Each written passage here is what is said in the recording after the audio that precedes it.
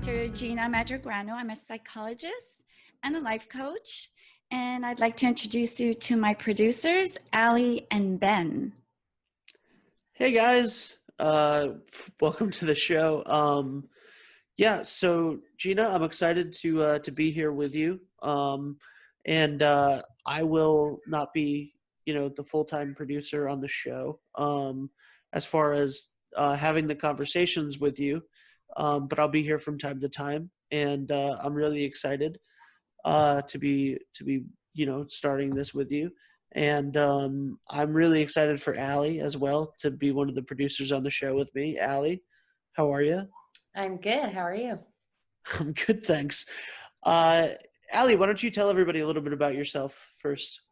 All right. I am a full-time mom, working mom. I have a sparky little 3-year-old, and yeah, I work full-time and I spend as much time as I can with him, but that's pretty much it. Awesome. And so the show is going to be about, well, first of all, let's talk about why we're doing a show. Gina, can you tell us a little bit about why you wanted to start a podcast? I wanted to start a podcast, Ben, because I wanted to get the word out there. I work a lot with parents and kids, and I find we need a lot of positive in the world, and we can do this through our kids, and I can do it by working with parents, women and men, and hopefully we'll raise happy children and happy grown-ups. That's awesome. Full disclosure, I myself am not a parent. So that is kind of why Allie is one of the reasons why Allie is going to be the producer on this show. But for this first episode, we're going to talk all about Gina, your viewpoints and kind of how you're coming at this. As you said, the show is sort of about life and parenting and everything in between. And so how long have you been a doctor, first of all? So let's talk about the your doctorate and the everything about that. Okay, so I've been practicing as a therapist for 22 years. I started with a master's degree, and while I was doing my PhD, I was being a psychologist in Montreal. And then I graduated with a PhD in 2000. So I've always had two practices. I'm also a forensic psychologist. I worked a lot in jails and the community. And my side business was working with teenagers, parents, and plain old just grown-ups, helping them get through life, stress-free, be happy. I can definitely use some of that advice. Me too. Yeah.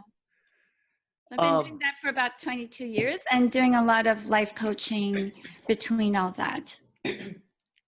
And you talked a little bit about with me before about sort of wanting to change you feel like there's a little bit of a stigma with the therapy world, and you want to bring the life coaching and the mindfulness into that and sort of use both of those things that you do together. Yeah, totally, because there's so many different branches of psychology, and a lot of people are scared to see a psychologist because they think I'm not crazy. You don't need to be crazy to see a psychologist. I see life coaches, psychologists as very intertwined,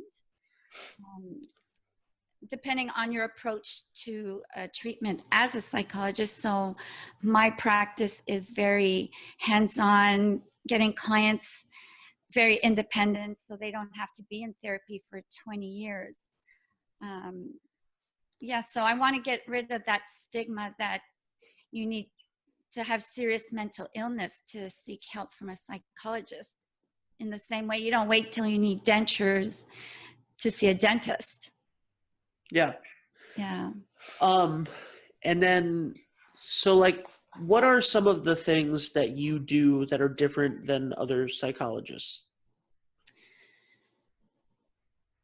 Well, I don't want to say I'm that different in the sense Right. Yeah. I Sorry. do, but I'm more of the approach. I try to get people down to do things, be active instead of just talk about their problems. It's more get focused in the present moment, what's right with your life already, and how can we enhance it. So a lot of my work is based on positive psychology, strengths-based psychology, mindfulness, meditation practice, because try to get people out of their heads instead of stuck in their heads and in their problems, worry about the future. So there's a lot of behavioral psychologists or psychologists who follow ACT, which is acceptance and commitment therapy, which is getting you into life, exposed to your feelings, and get you living this life in the present moment. So you know, we all have stresses, pain, bad things that happen, but how can we be resilient and get through those things? Yeah. That's awesome. And when did your specialty in parenting start?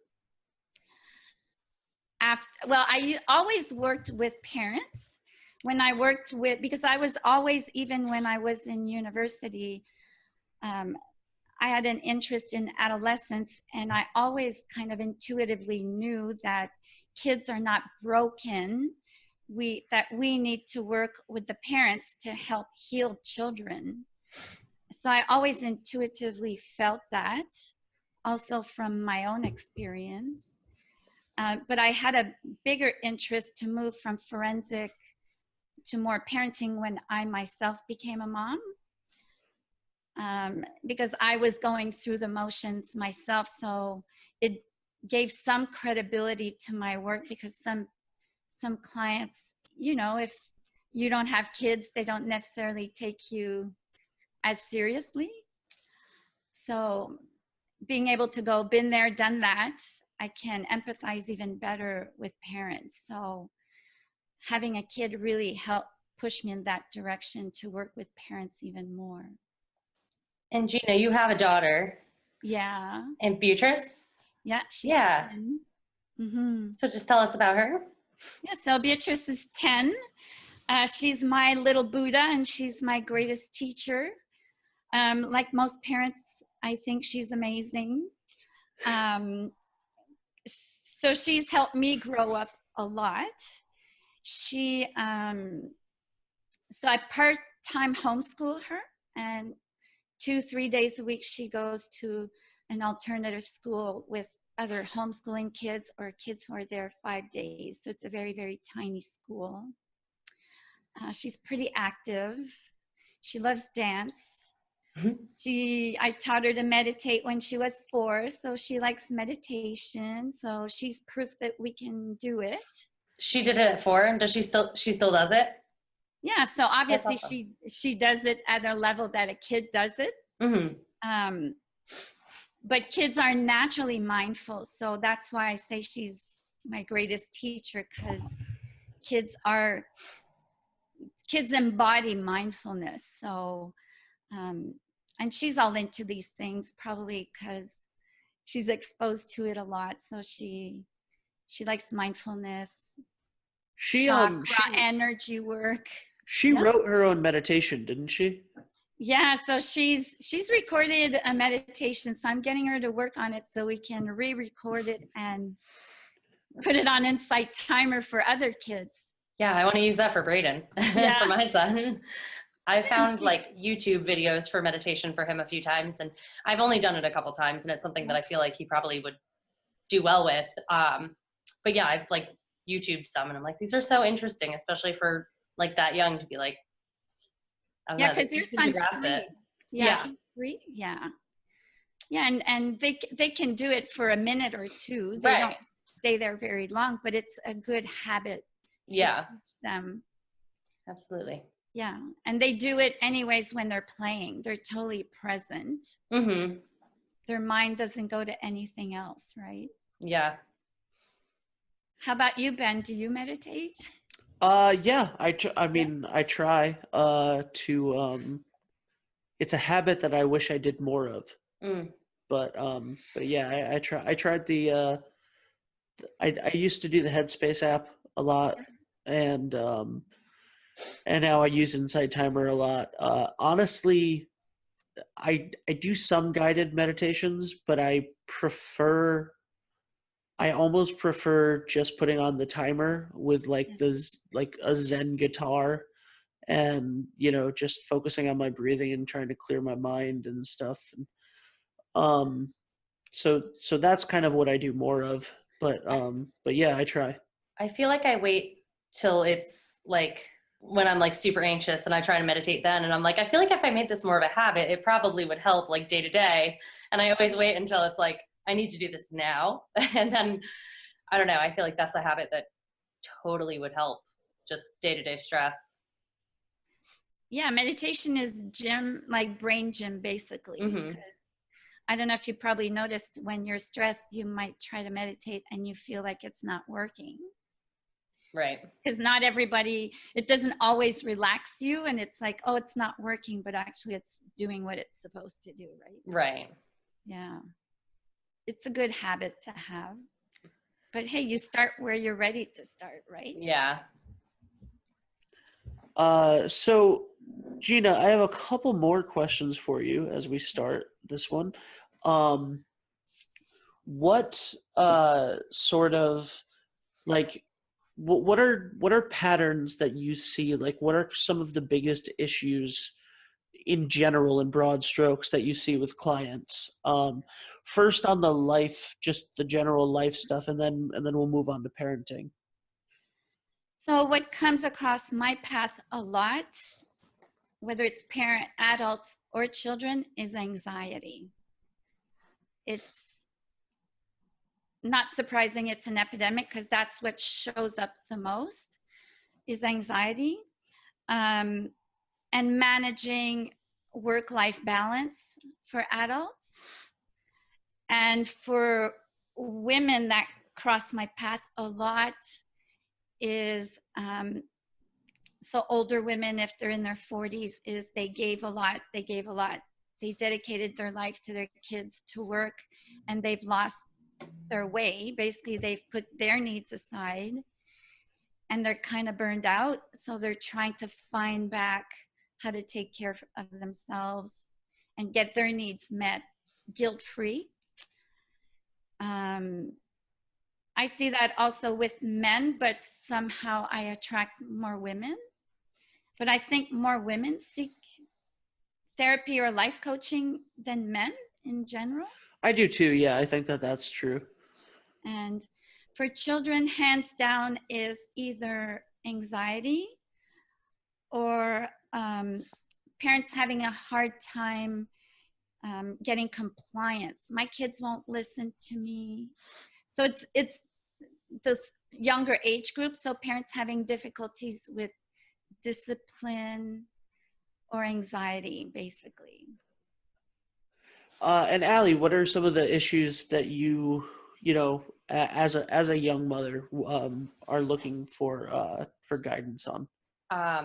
Work-life balance, disciplining my child, the compliance. No, he's good. He's just, I find when I'm working and I am not with his father, so we have split time, and when I'm home, he wants me to be completely there, and it's hard to find the balance of like, okay, but we have things to do and we can't always just be like playing at all times. But I also feel like I then miss some of it because I'm like so focused on doing all these other things that I forget to be like, okay, let's just play. You're right. Like, let's just sit here and play. So finding that has been very difficult. Yeah, and that's something that comes across all the time. Mm-hmm. Every family I've worked with is how to balance time with their child and the responsibilities of life, right? Right, yeah. And the guilt wanting to always do there. do it all and guilt-free. So guilt, I found too with parents, what drives them a lot is guilt and fear. Mhm. So fear is at the tail end of anxiety as well. So always scared, not doing enough. Am I making the right choice? Mhm. Is my kid going to be okay? Yep. A lot of fear. So I try to help parents navigate that fear and not listen to that voice too much. Right. Yeah. And you, Ben? Uh, well, I mean, I don't really have any parenting questions. No, but you have a life coach. I do, yeah. So how you actually found me and Yeah. started the podcast was that you found on Insight Timer you were listening to was it like it was Life Lessons and Laughter, I would imagine, Yeah. right? Yeah. Which is a podcast that I've done with life coach Glenn Ambrose for this month will be 5 years that we started recording that. And that's a lot of fun. And so Glenn is you know, not only do I produce the shows for him, but I am a client. And yeah, so having a life coach is great. I highly recommend it for everybody. We did an episode at the beginning of the year about how to find the right life coach and how it's really all about finding somebody that clicks for you. And there's a lot of them out there, you know. So Yeah. there's going to be somebody who is doing the things that you need to hear and is helpful in the ways that you click with and that you like their personality and all of that stuff, and they can help you. And that's what I'm excited about for this podcast, is for tons of people to find you, Gina, and that will click with you, because there are, you know, hundreds of thousands of people out there that listen to these shows, and millions of people on Insight Timer all the time. And you have a very unique message and a great blend with the mindfulness and the parenting expertise that's going to be great for people to find, you know. And I think that that's really exciting. But as far as my biggest issues would be probably like self-love and self-care. Yeah, that's a common issue, I think, across men and women. Yeah. Yeah, we were raised, a lot of us, for generations, thinking self-care is selfish. That Yeah. me first means you're ignoring everyone else around you, but that's not what it is, Yeah. right? Yep. But I'm so excited too to work with you and Ali. It's going to be exciting, and I think we do have a different message. Not everyone's going to click with it, but that's okay. Those who will listen.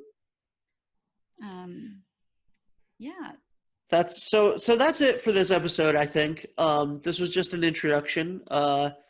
And you know, hopefully everybody likes it and will stick around for episode 2, where we're going to talk about mindfulness in parenting. So that's pretty much it. Allie, is there anything else that you want to say before we wrap up? No, I'm just really excited. I'm excited. I feel like this is some information that's going to be super helpful to me in my personal life, and things that I'm not necessarily like very good at. So this will be information that's like totally new, but totally like applicable in my personal life. So I'm excited. And Gina, where can they find information about you? So right now you can find me on the website drmadrigrano.com, and we'll spell it out for you, drmadrigrano.com. And I also have a Facebook page, Dr. Gina Madrigrano. Awesome.